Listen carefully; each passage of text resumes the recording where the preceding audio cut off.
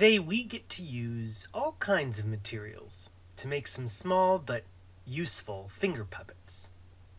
You can use one of the patterns provided, or a blank outline, or draw and color everything yourself. We start building the puppet by cutting out and assembling these shapes. We wrap this piece around itself and glue it together to form a body that can be used as a puppet.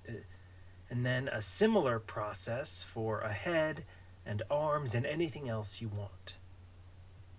At this point, we can add unique details or different features as we decide on the different kinds of people and animals we can create for our fingers.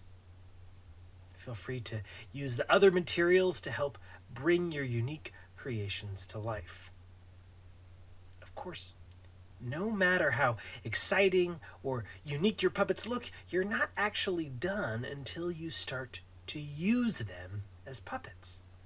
By putting them on your fingers and seeing what you can make them do or where you can make them go.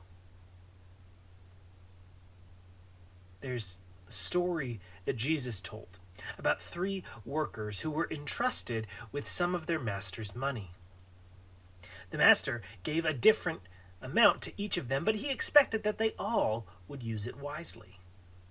After the master returned from a long absence, he went to see how each of them had used what they were given. 2 of the servants had put their gifts to great use and showed the master all that they had done.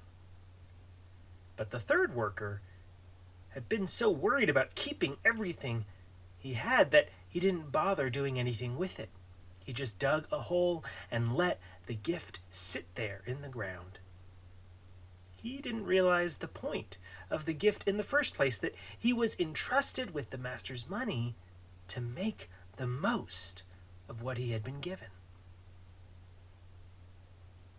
In our worship today, let's see what kind of different puppets we can place on our fingers, and what different ways we can put them to use, as we put to use all the different gifts that God has placed in our lives.